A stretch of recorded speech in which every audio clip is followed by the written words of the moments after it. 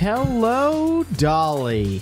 It is Wednesday, March 7th, and it is another episode of the Bliss Point Podcast, a podcast and website serving up music discussion, news, show, and album reviews, and more. And because I was given shit for it last week, my name is Jordan Kaufman, and I'm joined by my full name co-hosts, Billy Gatewood. Hello. And Paul Kolb. Hi. Hey, how's it going?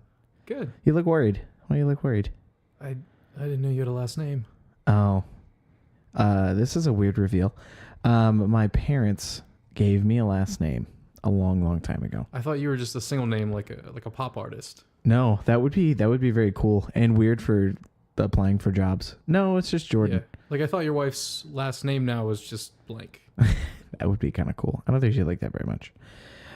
Guys, we have a problem. What's our problem? What? It is full on music season. Dude. There's so much going on. March. And Billy asked me yesterday, I think, to add 2 singles to our list that we were going to talk about. And I was like, oh, yeah, sure. Like, I'll cut to, like, no problem. We'll just make it nice and simple. And I went to the drawing board to cut to and found that I couldn't cut to. There was just too much good stuff coming out this week. There's not enough ears. No, there's really not. And as we discussed previously, we are the only music source, and this is the only music that's coming out. So we have to give all of it to you, just so you're aware. I forgot to tell you. Yeah? I want to talk about a lot more, but we'll see if we get there. Okay, cool. I like talking. Talking's good. Spontaneous talk is fun, right? Yeah. Spontaneous. Stuff that's not on the list, right? Yeah, it's fine. We're just gonna wing it as we do really, really well. In this episode, the 3rd. So with that, let's jump into some news. Paul, how do you feel about Gibson? Tell me how you feel about Gibson Guitars. I think that they should have moved some production to not Indonesia, but Korea a long time ago and offered some lower range price guitars they wanted to compete with their competitors. Have they always been based in America? Yeah. No, wow. They are the... Okay. That's cool. You got Martin Guitars for acoustic. Sure. Gibson and Fender are the big American companies. But you look at those two, Fender was smart enough to make some guitars in Mexico, make some guitars other places, just so they can offer stuff for students. Gibson, you're going to drop a lot of money on an American-made Gibson. Yeah. And in a lot of cases, they're not really keeping up with different production practices. This is incredibly boring, I imagine. But it's basically... I'm interested. They haven't adapted like other guitar companies. Right. And I've always felt like even when we were kids, like buying guitars, and by kids I mean like 10, 15 years ago, that they were overly expensive. And not to mention, I feel like a lot of people feel that Epiphone guitars, that model Gibsons, sound equally as good for half the price sometimes. Yeah. Yeah. I always thought that Epiphone was like the Squier to Fender. Like they were the lower end? In Are a they way not? They're not the same company anymore, right? The thing is, they started as their own separate company and were acquired. That's what they've been treated as. Oh, okay. But like at the time, like John Lennon's famous for playing an Epiphone, and at that time, they were just their own thing.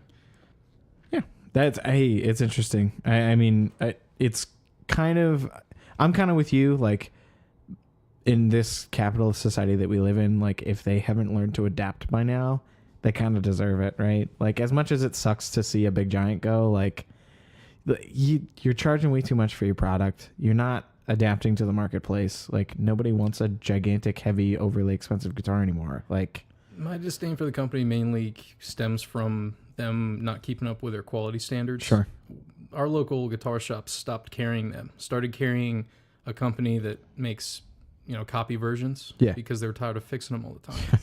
I believe it. And by the way, since this is a podcast that caters a lot of the time to audiophiles, if you like Cakewalk, that probably means bad things for you because they acquired them some time back.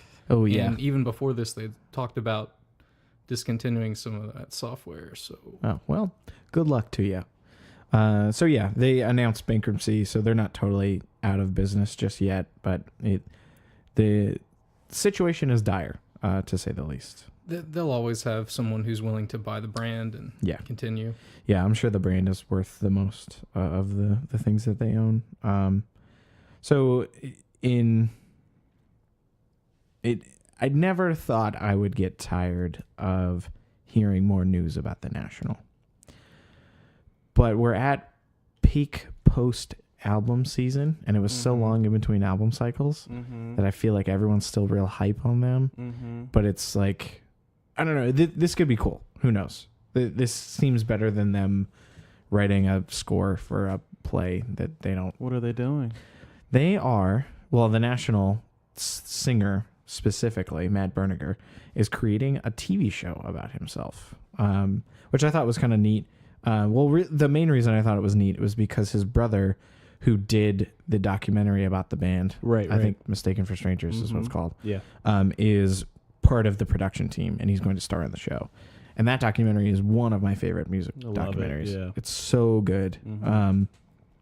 So it could be interesting. It seems like a kind of comedy-focused show about how the band got their start. And Matt and his brother Tom play themselves, and they're surrounded by a cast of like quote-unquote friends and other band members from different bands, not just the national. So it could be cool. I don't know. We'll see. Do we know where or what kind of network is picking this up? Is it a Netflix thing? I don't know. I didn't gotten that far yet. I don't think so. I didn't write that down.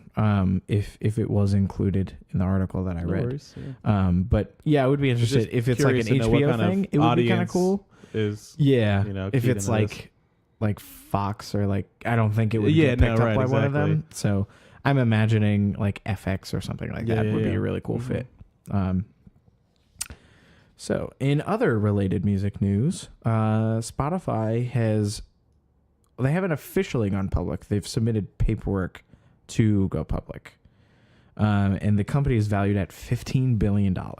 They're currently the largest paid music streaming service. I think behind that is Apple, which is slowly getting bigger, much, much, much bigger.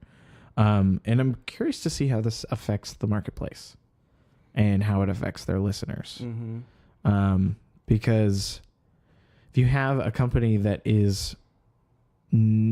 hasn't been received well as of recent in terms of like paying out artists and doing that stuff properly, and how that's going to affect their public image and the people that buy stock in Spotify. And I don't see them skyrocketing as they probably think they would. Especially since it seems like Apple Music is on the rise, and they seem to pay their artists better than Spotify does. So it'll be interesting to see how this affects their service and whether prices go up or down or whatever that means for listeners and stuff like that. Yeah, I'm not super familiar with Apple Music, but I think some of the ways that Spotify can sell themselves to artists as well is by teaming up with, I think, like Songkick and having like upcoming tours and upcoming venue dates and stuff like that. They're definitely the most feature rich of the services, and I like them a lot for that. Like you can just buy merch straight through the app and see all that stuff, which is really neat. But what they're failing to do is pay the artists well, which sucks. But I don't know. We'll see. I want to apologize. So you were wrong. I was wrong. A couple episodes now ago, I proclaimed that Childish Gambino, not the man himself, but the moniker, was dead. And as I found out in the last week or so, I was incorrect.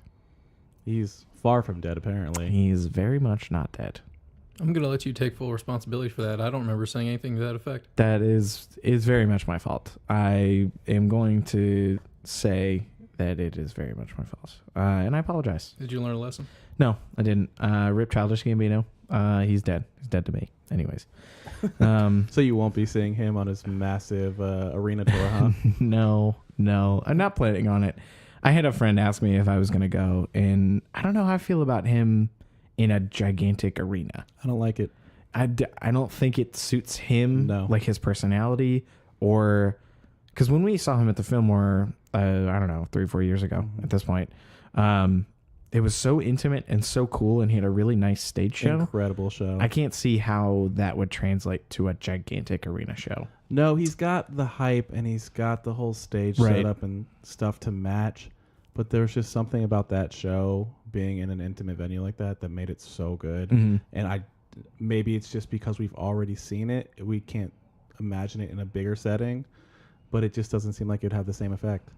Yeah, especially with like how dark and kind of political his last album was. Right. Well, yeah, that's the thing, though, is Awake My Love was so different.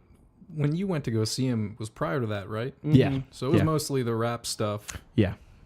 And that's the other thing is like now that he's kind of transitioned into this R&B phase, like he's not going to do, I mean, he may do a couple of his like bangers or whatever, but like he's not going to, I don't think he's going to sell out this tour. And him pairing with Ray Sremmurd as the opener, I think is kind of a weird choice. Yeah, I was surprised by that. Unless I am misjudging his popularity with like that crowd that likes these two groups. I like that everything he's moving towards is what I like more about him. And you feel like he's moving away from his Yeah, I don't know. fans. What if I told you he was going to wear a fresh ivory suit? Hey, if that's what he wants to do, good for him. We'll see. I'm very curious. Also, Atlanta just started recently. Yeah. So he is like at peak Childish Gambino / Donald Glover season right now with the new Star Wars movie coming out, and Atlanta is being received very well. I haven't watched the first episode yet, but people are very, very hype about Childish. So we'll see how it does. All right, Billy, tell me how you feel about the last Warped Tour ever. Well, not really, but you know. Yeah, I know, right? This is the last cross-country tour. They're still going to do, one-offs and the cruise and whatever they do, but it's the last cross-country tour. Like, Did you say cruise? They do a Yes. cruise. They Why? do Why? a cruise. Why? Because everybody does a cruise now. But like, I'm trying to picture a bunch of teenagers with spiky bracelets on a cruise It's ship. probably like a bunch of late 30s oh god, men and women that like cruise is gonna be fucking just weird. drinking away, sweating Listening away, to ska, listening to all-time ska and low. punk. Ugh, that sounds weird. I'm not into. That's very anti-punk. Like everything about that screams not punk. Jelly Anyway. bracelets on a boat. Right. How'd you feel about the lineup? Honestly, I was expecting to be very disappointed. Me too. So, pleasantly surprised about the lineup. Sure. Upon reading it right off the bat, you see a ton of huge names.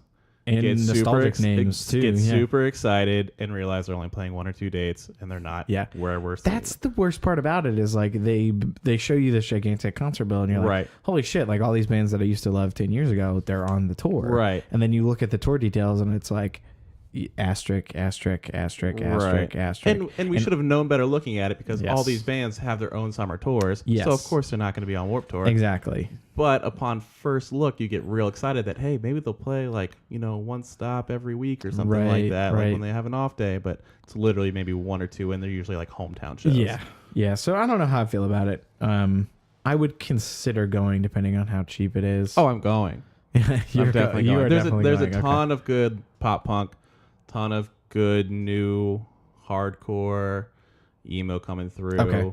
Yeah, I didn't look at the list enough I saw a bunch of names that I recognize, but I don't know enough about that scene to tell whether or not there's a lot of newer stuff. A lot of good new stuff. Okay. A lot of cool. good new stuff. Okay, coming that's through. good. That's exciting then.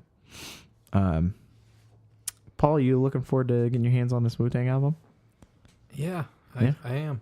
Yeah, it's kind of. I'm curious to see how it sounds. Considering their last album was kind of a colossal nightmare, and it was kind of recorded around the same time frame. So this is interesting. The mega pharmadouche Martin Shkreli, who everyone knows as the guy who raised HIV meds by like 400% or something like that. And he's proud of it. Yeah. Still. Yeah, he's an asshole. And apparently doing fine in prison, which I don't believe. Yes. That's what he's trying to. He was known. found guilty of securities fraud last year, which means the court is forcing him to give up some of the assets that he acquired in the time that he became famous to like now, pretty much. Namely, the Once Upon a Time in a Shaolin, the one-of-a-kind Wu-Tang album that he bought for $2 million. A copy of the Carter 5 by Lil Wayne, which is highly anticipated, still hasn't come out yet, and a Pablo Picasso painting, an original. So this is really interesting. He has said, or his lawyer has argued, that it's not really an album, so he shouldn't have to give it back. And a lot of people are saying that like the terms of the court are just saying that it needs to be returned to Wu-Tang. It doesn't mean that it's getting proliferated like a normal album would be. So if it's put back in the hands of RZA or whoever wants to take it, it's up to them to decide what they want to do with it.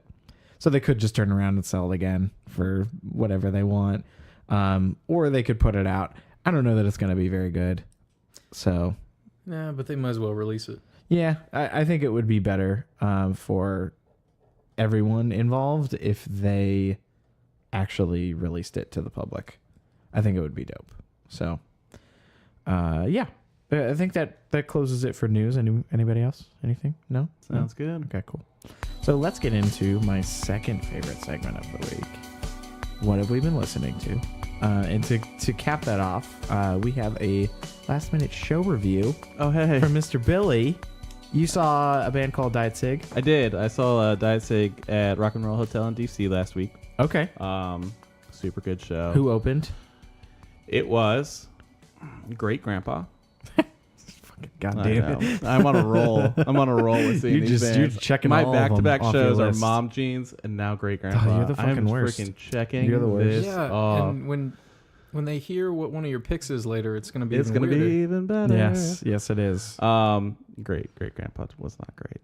They Were not weren't great. No, I didn't like them. I don't know that I'm very familiar. I so mean, I'm people not were sure into why I'm it. surprised. I Sure.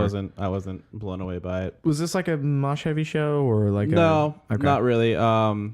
Danzig is like super power pop punk, like Okay, cool. just really good vibes, and people are real into it. It's kind of sing along. Oh, cool. Okay, pop I punk. like that. Yeah. I like singing along, as most do. It's a duo that just dropped their first album. Oh, damn! So, It's just a they- duo. Yeah, it's a That's cool. So they play as a 4-piece band. I Okay, think the first okay. time they've toured as a 4-piece band, Oh, cool. but it's chick on guitar and vocals and a dude playing drums.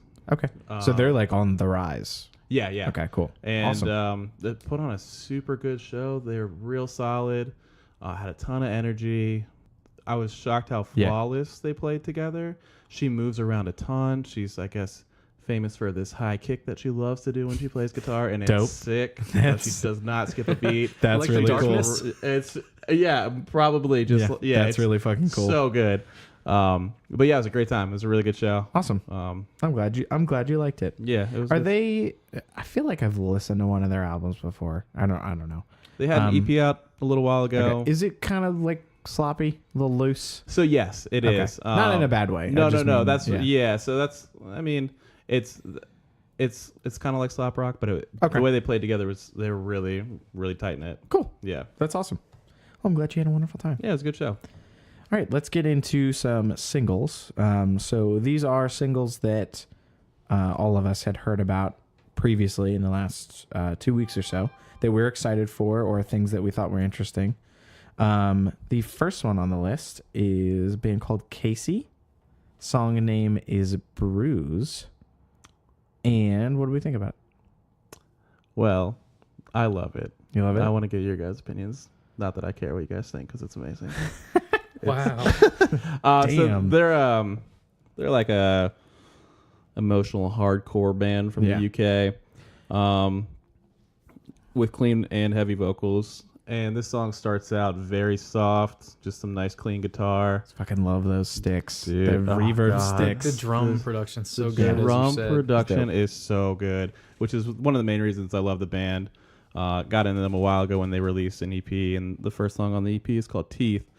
And I'm a sucker for any good drum production, especially some good toms. And so they continued to follow through with that. And this is a single off of their new album that should be out in a couple weeks. Cool. But Do you know what it it's just called? builds. It is called I would ask that. Where I Go When I'm Sleeping. Okay. Cool. Yeah. Okay. Yeah, I didn't love the clean vocals on Bruise. Heavy stuff was good. Yeah. Yeah. I remember, or I recall, when you initially showed me them, that I was not super into the clean vocals. I liked them on this track. Are they normally this post rock, like kind of feel? I would say most of their stuff's a little heavier Okay. than this single is. Okay. Cool. Okay. But This this really traditionally reminds have me one of, of like these kinds of songs on each. Okay.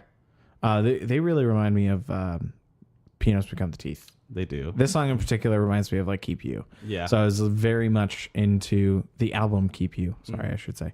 I was very much into the kind of the whole vibe of it. And those like hulking screaming vocals just come out of nowhere. I love his scream, especially over soft instrumentals like that. Yeah. It's not always on top of like some hard, heavy guitar or anything like that. He screams over these soft instrumentals, and I love it. Yeah. So I'm excited to see what that album sounds like. I'm definitely curious. Excited for it. I'm very curious.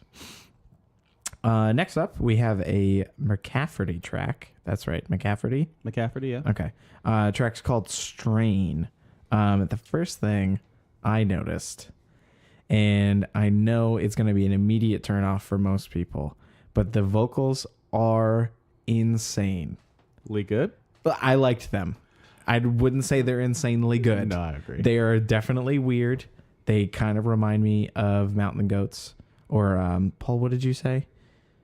I think they remind me of Front Bottoms. Oh, that's okay. Okay, that's what it was. Front Bottoms vocals. It's kind of like talk yelling, talk singing a little bit. It's kind of got that vibe to it. Very simple, chugging guitars and like. Yeah, so this is a little different from their past EP, which kind of it's heavy, but it also has some like acoustic riffing behind it, and the songs are kind of based in an acoustic riff. Sure. But this is, like you said, it's just heavy, straightforward guitar, which is a bit of a branch out from them. It had a lot more energy and power behind it than some of their past stuff. And the vocals on top of that, I mean, it hits for me. I love it. Yeah, it's kind of intense, especially if you can get into it and you're used to that type of vocal style. Because I think it works. I think they did a good job. And fun fact behind it is reading the article, that they did an interview or whatever. With maybe All Press or somebody, but they were a band in high school, right out of high school, and then they actually broke up for a while, and the vocalist got married, bought a house. Damn. He was a teacher for kids with special needs. Holy shit. And then eventually was just like, I love what I do and I love where I am in life, but I miss music. And he had packed away his guitar and just one day decided to bring it back out. And Dreams alive for anyone out there. Right. Just brought it back. Awesome. And now they're going to be opening for Lydia and Moose Blood. Cool. I mean, they're doing pretty good. Awesome kid. Right? Yeah, that's really fucking cool. That's a cool story. Next up on this list, I have to first say that if you haven't seen the new Apple HomePod commercial, normally I hate shilling commercials because they're stupid, but this HomePod commercial, I think, more serves as a music video than a commercial. But it's a music video for Anderson .Paak's new single called Till It's Over. The music video is gorgeous. Really, really neat. Cool concept. And the track itself, I loved. What did you guys think? Oh, it was so good. You liked it? I really liked it too. I really liked it, but I feel like watching the video colored my view of it because the video was so interesting. That's fair. Yeah, the video pairs really, really well with the song itself, which is usually pretty rare for me. But the cool arpeggiated like harp notes that happen like during the chorus and like this is so different for him. He's usually doing like pop, soul, funk, hip hop kind of blend, and this was very, very electronic. So I'm very excited to see where he goes next. I like the percussion that he did on the track as well, and how he blended that and kind of made an electric feel. It was like kind of breakbeat-ish in parts, like very, very intense. It's a very cool track. This next track, Caro Bonito is the band. The song name is Only Acting. They just dropped a surprise EP last week. I loved their 2015 album, and I'm a failure for not writing down what it's called. You should go look it up because it's awesome. They have a really weird, unique, bubbly J-pop kind of vibe. And this song was very, very different for them. It has kind of like a pop punk grunge kind of feel. And I know you guys aren't familiar with their original stuff, right? No, this is the first I'd heard of them. You've shown me a little bit of it. Okay. I definitely like this more than any of that. Okay. Just because, as you said, the instrumentation's a little different. Yeah. But I have a hard time picturing the rest of their catalog as being unique. That's fair. When you put it up against other J-pop. Sure. Yeah, maybe unique isn't the best word. Especially if you're into that sort of music, it may kind of seem very similar. But for someone who doesn't listen to a lot of J-pop, it's at least different from what I usually listen to. So the next track is Mr. Tilman by Father John Misty. You guys, I know you're kind of a Father John Misty fan, Paul, right? Yeah, no, and I really like this. Yeah, you liked it? I like that he's kind of going back to simpler songs. Just because it's a Pure Comedy from last year. I loved a lot, but it is very long-winded and very kind of political and in your face, and this seems to be a little simpler. The like kind of sounds a little psychedelic, more like Fear Fun, for one of his first albums that he did as Father John Misty. It sounds really cool. You should check it out. And do you get that same vibe from this particular song, Mr. Tilman? I think so. Yeah, it's definitely got that kind of less romantic than his past two efforts have been. It seems a little more personal, a little more about like what's going on in his head. So I'm very excited to see where he goes. And hot off of last week's, or I guess 2 weeks ago, our album of the week pick, Car Seat Headrest, did an unironic Smash Mouth cover. And I know at least Paul was very outspoken in his hatred of Smash Mouth. Hey. Sorry, was that not untrue? Well, I might need to get a musical act for some corporate events down the road. I don't want to burn any bridges.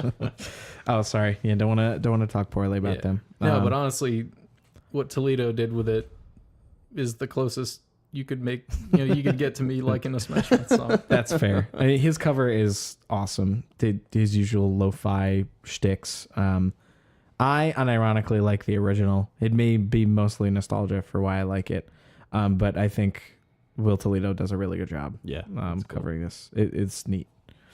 What'd you guys think of this new Janelle Monae track? Way You Make Me Feel? It was solid to me, but I don't think it sticks in my mind for any reason. Okay. I don't know. There's something about it. Sure. I could agree with that. The Janelle Monae that we know in the past, I mean, her songs are just so catchy. They have such hooks to them. Yes. This was lacking of that, I think. Yes. It is not. I loved it, but it is definitely not as hooky as like Tightrope or anything of that era. Very, very, very Prince. I want to say very overtly Prince. Yes. Like intentionally. Yes. And I want to say that this album was inspired by or produced by Prince, or he worked on it or something. So I feel like his handprint is going to be on the whole thing, which could be good. It could be bad. I don't know. That's what you're saying is we can't say anything negative about it. No, definitely not. Because Prince is dead and you can't say bad things about Prince. So anywho, good track. All right. You guys are not, I don't want to say you're not fans of, but you guys aren't familiar with Pedro the Lion, correct? No. Okay. Pedro the Lion's fucking great. You should, both of you need to go home and listen to him because I think you would love him. This Pedro the Lion cover by Manchester Orchestra and Julian Baker. I think the song's called Bad Things to Good People, I believe. Why do bad things happen to such good people or something like that? Yeah, it is, just to note, the track streams and downloads, I think, are going to charity. Manchester is part of oh God, I'm the worst for not writing this down. They are partnered with a charity, and the proceeds to the song go to the charity. Very cool. I will have to put it in a description or something, just so you can go to it. But it's a really cool cover. And Julian Baker's on it as well. Let's hear your opinion on Julian Baker. Oh, you're going to set me up first, right now? You're going to set me up first. Yep. I think Julian Baker's boring. There we go. On the table. Wow. Done. Don't even. You feel the same way. But you know what? If the main criticism of her is that she's one note, it was the perfect note for this song. Yes. Oh, she's so good on this track, though. I'm not denying that she's not talented, because she is. Oh, absolutely. But this song in particular, she's so good on, and her delivery is awesome, and her singing is perfect for it. And the way they harmonize together, good Lord. Andy sounds incredible, and the instrumentation is very, very simple. Heart-wrenching track. The original is just as brutal, but this was a faithful cover, I think. He always sounds good, his voice, and harmonies as well, but there's something about the exact timbre of his voice and where it sits in relation to hers. Yes. It's magic. So good. It is downright heavenly. It really is. It gives me goosebumps to hear that chorus. Paul, you big Flatbush Zombies fan? I wouldn't say huge, but definitely like Into them. Yeah. Yeah. What'd you think of Headstone, their new track? It's good. It's I think you had said the production on this one's a little bit. It's more than what I'm used to. Top dollar. Yeah, I mean they used to have more of kind of a simplistic sound, and Yeah. to me that was kind of the appeal. Yeah, I No definitely. matter what, their verses are on point. Yes, I got into them like after their second mixtape had dropped, I believe. And I loved their like grimy kind of lo-fi production. And this definitely feels a little more glossy, but I like where they're going, and I definitely like this a lot more than their previous album, which was like a little more psychedelic, a little more woozy, kind of out there. This seems to go much, much harder. Really dark, hard-hitting production. It's really cool. You guys liked this new track, No Going Back, yeah? I did. Threw it on. Thought I was about to listen to Grizzly Bear. The keys are pretty much 100%. Yes. 2 weeks. But it was really good. I was a big fan of the track. Yeah, I'm uninitiated, but it's really good. I've never heard of this guy prior to last week when I found it. But just the kick and the bass matching up every time is so simple and stupid on paper, but it works so well. Yeah. And his like kind of soaring vocals, and he does like a bunch of laws, like is like a law chorus, which is kind of a cop out, but he makes it really work, I think. It's weird too because it's very understated in places too. Yeah. It's mixed really weird because the drums and the bass are so in your face, and his vocals kind of seem pitched down, or not pitched down, but mixed down a little bit. I think he did it on purpose. Like, I don't think it's mixed poorly. So, genre, what would you categorize him as? I would like, you could say R&B, or like probably pop is a better fit. Maybe a little soul in there. Definitely super catchy, I think. Yeah, we're in agreement there. Yeah, very neat. So to preface this next track, Triple J, the Australian online radio station, does a version cover series where famous bands come in, get interviewed, and then they pick a track that they love and they get to cover it. So like Haim has done a Shania Twain track, and they have a really cool series, and I always like them on paper, and then when I listen to them, totally not impressed. Like, they don't really do anything crazy. It sounds fine, but nothing great. Phoenix did a Whitney cover of one of my favorite songs, No Woman, and it's awesome. It's incredible. It's so good. The auto-tune vocals, or like the vocoder vocals, whatever it is. Right, yeah. It's perfect. They do such a good job, and they really kind of, so if you're not familiar with the original track, it's kind of like a breezy alt country, very poppy vibe. And this kind of stays true to the poppy vibe, but it's all electronic. It's just got this like layered, dreamy synth that just melds with his vocals so well. Yeah. It just evokes Washed Out for me. That's all I could think about the whole time. Yeah. Great analogy. Definitely. It is a very, very, very good cover that you should check out very soon. And this new Jack White track, I've been a little hesitant to listen to this new album because the teaser tracks have been kind of all over the place. But Over and Over and Over is fucking, it rips. It's so good. So, here we go. Get the lowdown. You call it a Jack White track. Uh-huh. But what I hear is Rage Against the Machine. That is very Paul fair. can back me up. No, it's true. That guitar riff is 100% Tom Morello.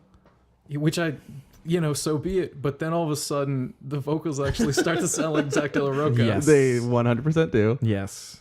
And for what it's worth, he allegedly has been kicking this song around forever, like White Stripes days, and has just never been able to make it work. I mean, it's super good. Yeah. It's really good. And he recently was able to kind of make it fit. And there's like this weird, woozy gospel octavator chorus on it, and like the guitar just sounds great as usual, and the drums are really punchy and kind of lo-fi, and it's a fucking it's so good. It's really good. It's incredibly strong. So this next track, now that I've listened to it all the way through, it's called My Life, featuring Kevin Parker from Tame Impala, or he is Tame Impala.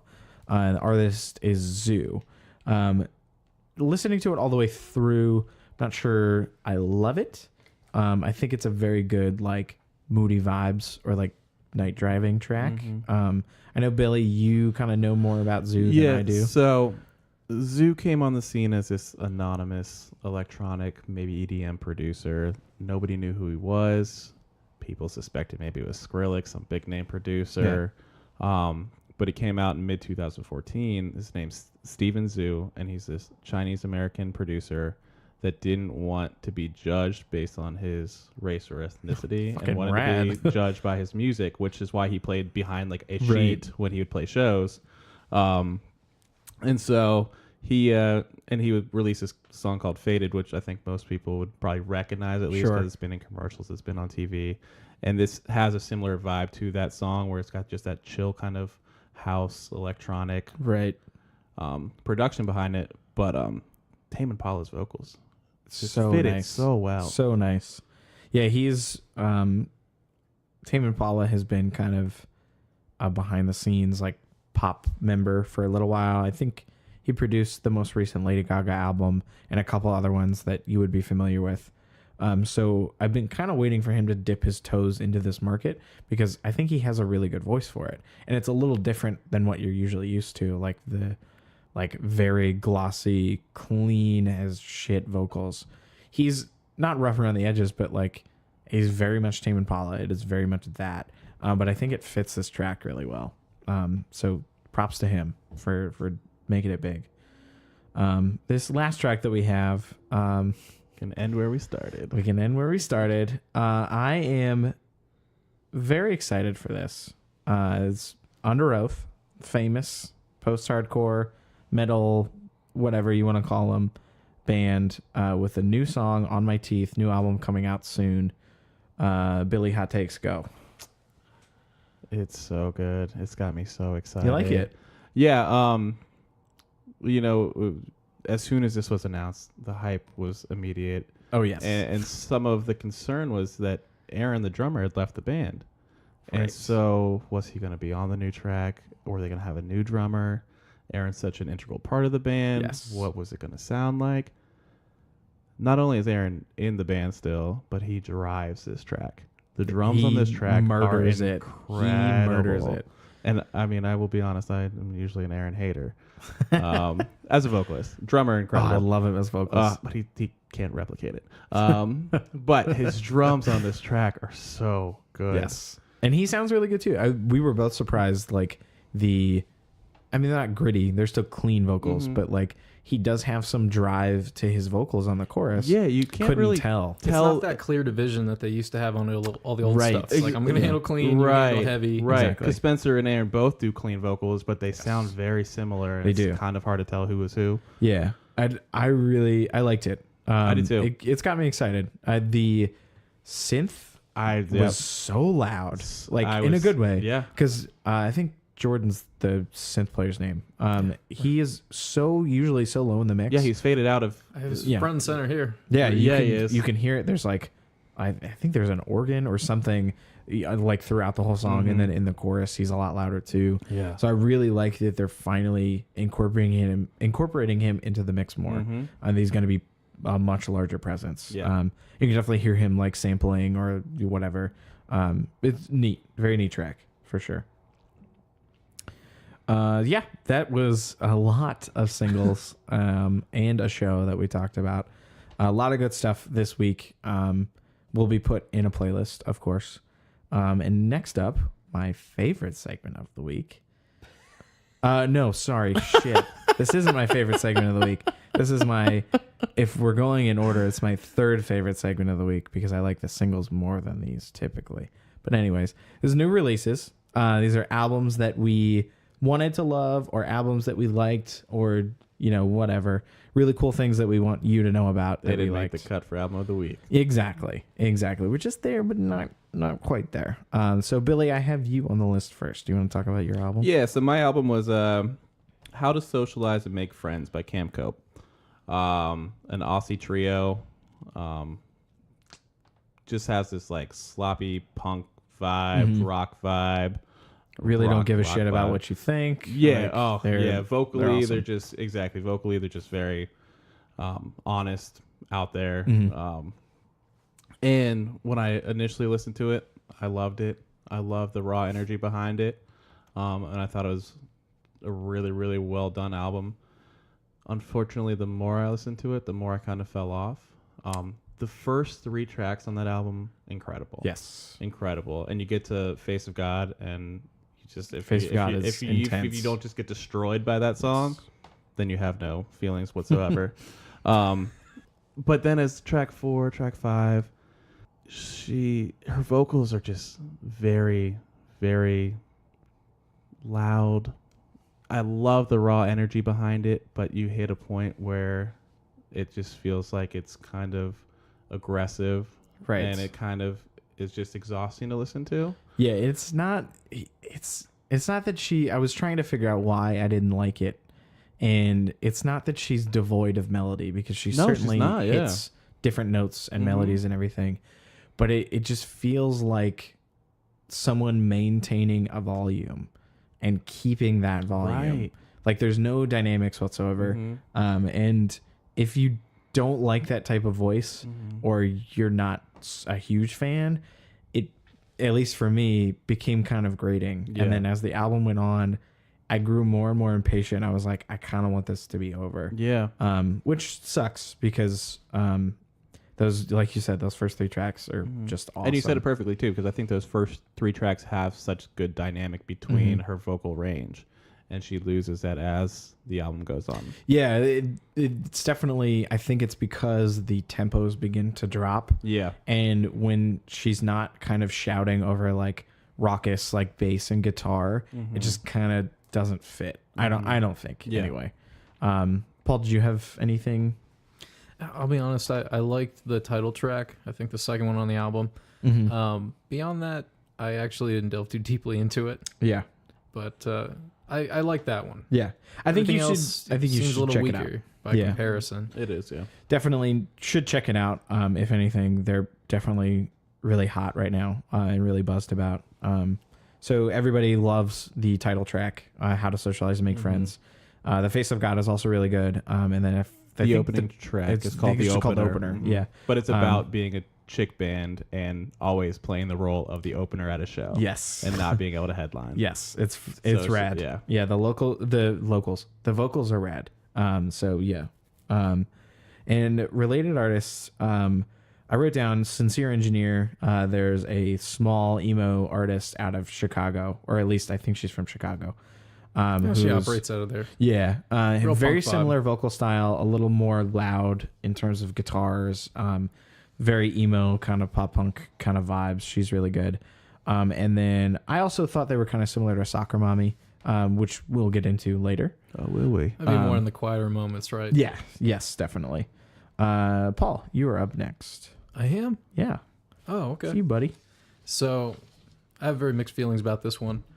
I have a lot of respect for Moby. He just came out with an album called Everything Was Beautiful and Nothing Hurt. And I guess one of the other things that influenced my decision is we're about to approach the 20th anniversary of Play. Yes. Which is Such a by good no album. means, it's probably his most important album. But I think it was just before that one he did Animal Rights, which was really critically acclaimed. But for people who don't know, he's a primarily electronic musician, producer. Had a lot of success in like early 2000s commercially, but always been very respected. And this album really has his classic style all over it. The drum sounds are really solid. He tends to go with more electronic style drums. He always samples or records pretty good vocalists. Yes. That's kind of one of the trademarks. But to me, it's one of those things where, especially if you create electronic music, his use of delays and reverse delays and holdovers, perfect. The production is awesome on this album. It's so it's good. like super crisp. Yeah, I mean, Elephant in the Room, his vocals. He does this thing, and it's a lot of almost spoken word to me. Yeah. And at times it plays really good against a lot of the kind of the female vocals he'll clip in there, because they always have more of a dark R&B vibe, at least to my ear. Mm-hmm. But if you can't get past his sort of spoken word / semi singing, it can be a little bit of a barrier to entry. Yeah, and there's definitely some tracks where that vocal style meshes better than others. Mm-hmm. Like other ones, it just like I find myself asking throughout this entire album, like, did you need to speak there? Because the instruments speak for themselves. Like, I think he does such a good job with like directing a track. Mm-hmm. I don't think he needs to put his voice on. He doesn't speak on all of them, but most of them. Anyway. Yeah, I think it's definitely worth checking out. I don't necessarily expect it to be in anyone's heavy rotation, but if you listen to nothing else, I'd recommend the tracks Like a Motherless Child, The Waste of Suns, and by far the strongest is a Dark Cloud is Coming. Dark Cloud is Coming is really fucking good. rad. Yeah. Like cool, like bluesy hip hop vibe. It's neat. Yeah, when he uses vocals like that, that's when it's the strongest. Yeah. I think if you're anyone who likes Thievery Corp or maybe earlier DJ Shadow, like Introducing Her, DJ Shadow, or Massive Attack, you would find things in this album to enjoy. Yes, I agree. All right. My album, my new release for this week is A Productive Cough by Titus Andronicus. Very cool band name. But this album is one of the most patience testing that I've heard in a while. I really liked I liked initially the most lamentable tragedy, their previous album, but it kind of had the same effect as this album for me. It's just kind of, as I listened to it more and more, it just sounded too long-winded, and it was just way too much music. And they really could use a cutting machine to cut it down to the best raw parts. And this album is very much, and I'm glad you told me that they do a Bob Dylan cover on this, Paul, because this album feels way too much like classic rock for me. Like, they've lost all sense of energy and like rawness to their sound. It's kind of boring. It's funny to me that Dylan cover is the strongest track. It really is. It really is. It's kind of upsetting. I was really hoping for more out of this, and they kind of build it as their like most ballady album yet, and it definitely is. But there's like 3 or 4 songs on here that go 7+ minutes, and they do not need to be 7+ minutes long. So if you're a fan, I would at least check it out. There's some good tracks on here. Home Alone I liked, which can be a bit long. Above the Bodega is really good, and then their cover Bob Dylan Like a Rolling Stone is also really good. Check out if you're fans of Hold Steady, who has very similar vocal style, Japan Droids, or Symbols Guitars. So yeah. Now for real this time. My favorite segment of the week. Very excited. Album of the week. Let's get into it. So, Billy, I have you here first. Do you mind going first? No, not at all. All right, let's do it. Following up, actually, to kind of my new release, my album of the week is Soccer Mommy, and the album's called Clean. Mm-hmm. You guys don't look impressed, but I like it. I like it. Okay. Yes. Yeah. Don't let my face fall. You shouldn't really read into things like that. I thought it was great. It's garbage. Really? Sweet. I hated it. It's terrible. No, I'm happy. I really, really like this album. Vocally, I love just her storytelling on these tracks. You can tell they come from personal experience, raw experience. And she's just super honest with her vocals. Her voice, I love her voice. It's very simple too. Yeah, and she doesn't sound like she's trying too hard. No, but it just comes off so beautiful. Like, yeah, and it seems like the lyricism is really the emphasis, and there's some really nice little clever turns of phrase I enjoyed. Yeah, I really liked the opening of Cool. Like it had kind of the Misery Business vibes of like, fuck you, like I hate you. Yeah. Like you took my guy, like, you know. Right. So, yeah. or whoever like, she's talking about. In like interesting songs like Last Girl. Like yes. Like lyrically, that's just such an interesting concept. Like you don't hear that in songs very often.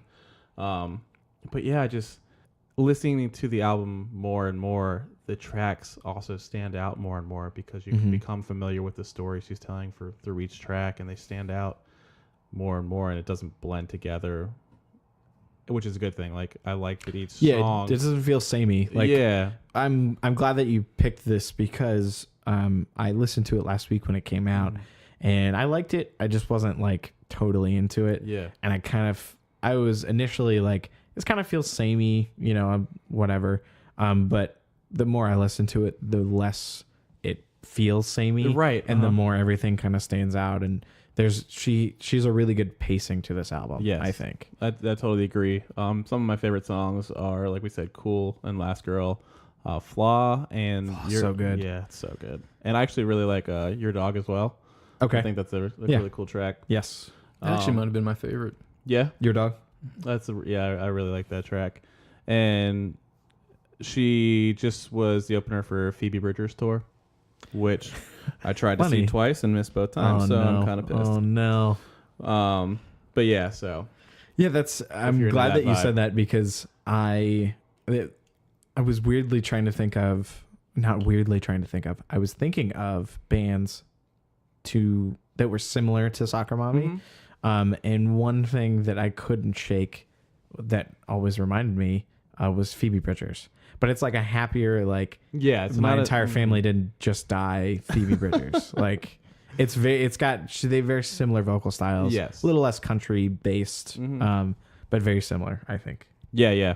So, real bum that I missed that. But the album was great. Yes, it's very good. Any related artists besides Phoebe? No. I would say like Camp Cope. They're okay. Related. Yes. Yeah. Like we talked about in the new release, I think they're very similar. Yeah. I think Half Waif also belongs in that kind of category. Okay, yeah. She's a little more synthy, but definitely kind of like that moody, female-driven, like pop kind of rockish. Cool. Yeah. So, good stuff. I have myself here, and I will go. Because I will not deviate from the paper. My album of the week is 2012 to 2017 by Against All Logic. And Against All Logic is Nicholas Jar. Had no idea. Yep, surprise. This album was released last week or maybe 2 weeks ago to like no fanfare whatsoever. Nobody knew at the time who it was. It just came out on Nicholas Jar's label, Other People. And people eventually figured out, or maybe he had said, oh, hey, by the way, that's me. And everyone lost their minds. People have been loving it. The reception's been crazy. So it's getting a lot of press now. And that sort of tells you a lot about human psyche. Yeah, right. And if you didn't know, Nicholas Jar is kind of known for like blending synth and classical and creating like very avant-garde experimental electronic music, very conceptual, very dark.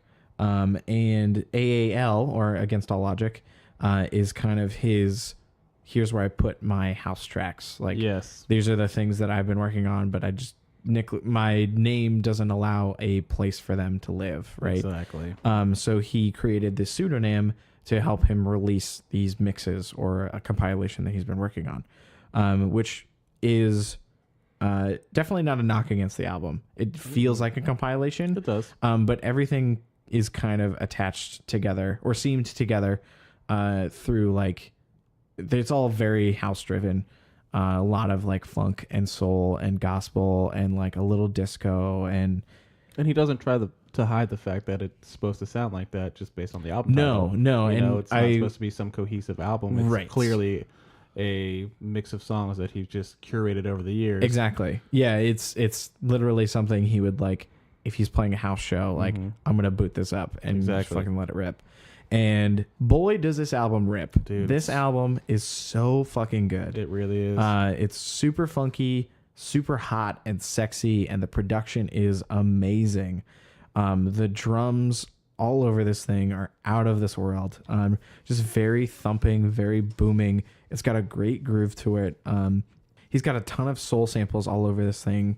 I hate to say that it reminds me of Kanye because he's not the only person to do this, but he's just the most popular of the ones.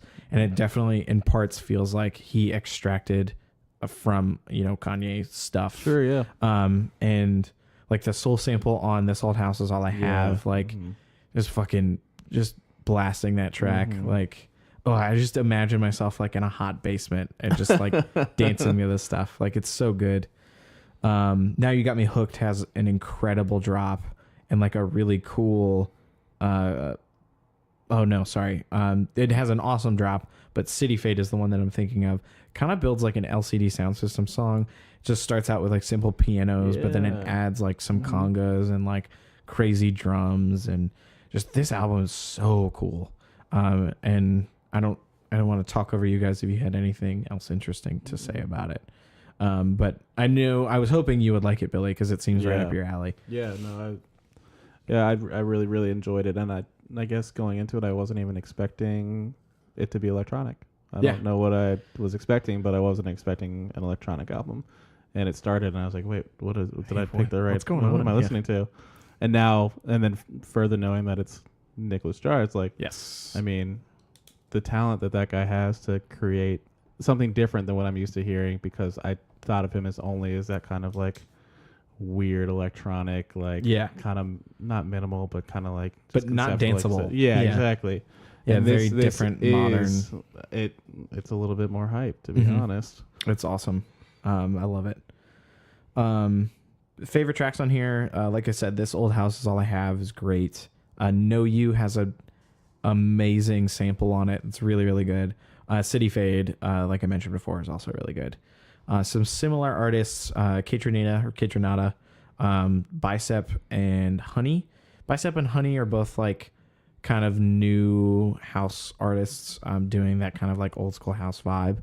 And I also, the new Washed Out album, I forget what it's called, is very, very similar to this. So if you liked any of those guys, definitely check this out. I do love me some Kaytranada, and it does. That's a good reference. Yeah. So even if you don't like any of those, you should check this out. It grooves like a mother. It's so good. Paul. So my pick for this week is Renata Ziguir. I'm not sure I know how to pronounce that. I think that's right. It's her debut album. Really, really good vocalist, kind of in that soprano range. Her style is okay. So people are calling it pop rock. I know you classify it as sort of a pop thing. Sure. I hesitate on that, but I don't know any other way to describe it. Yeah. To me, it's like a really old school rock and roll by way of a jazz upbringing. Yeah. Yeah, I can see that. It's like from the first few chords on the album, you think even a very particular era of jazz, or even kind of like a lounge thing, although I know that sounds kind of rough to people. But, those first few chords, you think you're going to listen to a Pink Martini album. Right. And, she starts in with these really slinky, slick jazz lines. Her composition style is mostly based on the guitar. And so her vocal lines will follow the guitar. I love it. It's perfect how it works. It's so good. All the sounds they have in there, the guitars, almost every layer has some kind of really crazy reverb guitar, or they use a lot of vibrato and chorus effects, really shimmery. The guitars on this album, all over it, are just incredible. Like production and both melody wise are just so good. Yeah, she had a background in like jazz and classical piano and violin, so I think that's a lot of the perspective on kind of her writing style. Sure. And that's the other thing, it's very compositional. I guess the reason I hesitate to put it in pop is because the song structures, while it is a classic song structure, a lot of the ways she creeps between sections, it's not like a radio friendly thing. Absolutely. It's not in any way abrasive, but it's, I think it only appeals to certain types of people that have kind of a deeper appreciation of jazz. Yeah, no, absolutely. And I'm glad you brought that up, because I was trying to put my finger on why she's so different. And I kept coming back to like her use of chord structures and songwriting reminds me a lot of Radiohead in that when you listen to a Radiohead track, your ear wants to like resolve it to like the pop direction, but more often than not they go in a minor or a different direction. Right. And it won't be catchy in that sense like a pop song would be, but it definitely just has me like following this like unfurling trail, like just trying to follow along like where it's gonna go. It definitely has its sweet saccharine moments, but then all of a sudden you'll hear something else that really tweaks your ear. She'll either go slightly dissonant for a second and kind of slide up to a pitch, or a lot of the times it'll be in the guitar section. You know, all of a sudden you'll hear a fuzzed out guitar come in, and it's not abrasive, just moves in really smoothly. I can't say enough good things about it. It's one of my front runners so far for album of the year for my list. Rad. It's really strong, and I can't believe it's her first. She sounds so polished, and just her compositional ability is amazing. She clearly has a really strong voice, but everything that's done, whether it's in the guitar lines or her voice, it's all done in service of the tracks.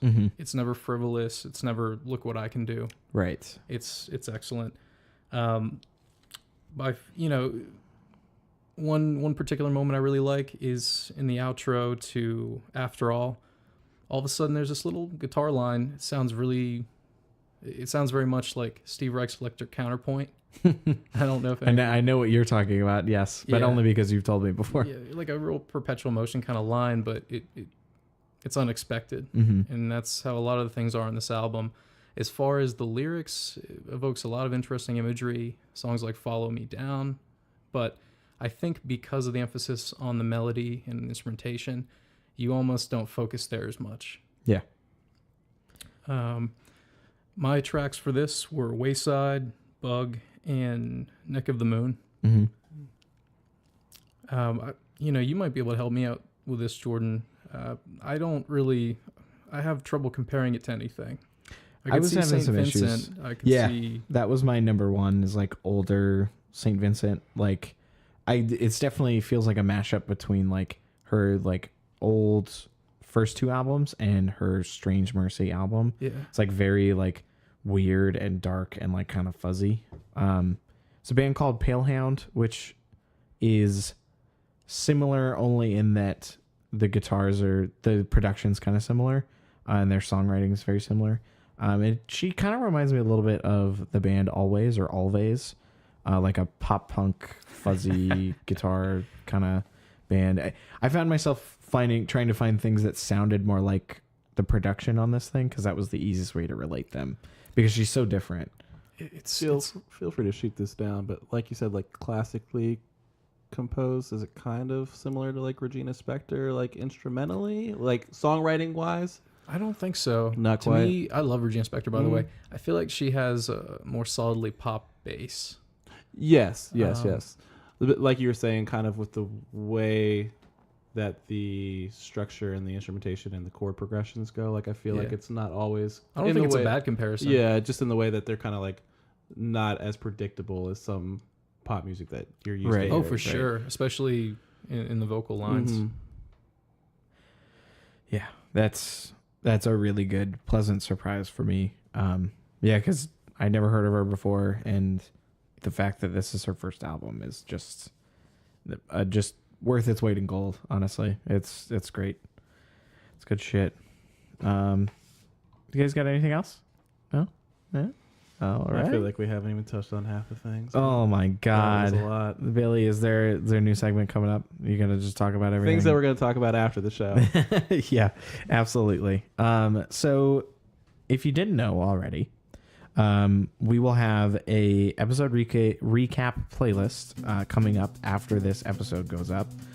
So check our website, bliss.house, for that. Thank you, everybody, for listening. We appreciate any of our listeners checking us out. Per usual, like, share, subscribe. We are on iTunes. Leave us a positive review, but only a positive one. Check us out on Facebook and Twitter at BlissPointPod. We are on YouTube, so our episodes go up on YouTube as soon as they're posted on the website. And also check us out on Stitcher, a new development. We are on Stitcher or your favorite podcast app. You can go to, again, bliss.house for any of that information and for more content. So, yeah. Now, Jordan, how is that spelled? Is it spelled like the Germans? It is spelled like the Germans. It is, I realize I didn't spell it out. No, you should have just spelled it. I was setting you up. You're supposed to knock it out of the park. Here, let's do it again. Now, Jordan, how do you spell that? Is it spelled like the Germans would? Yeah, Haus, boys. Bliss.haus would be the website URL. Thank you, Paul. I appreciate it. We'll cut that out in post. It's fine. No worries. I won't actually cut it. This is good shit. Anyways, bye. Bye.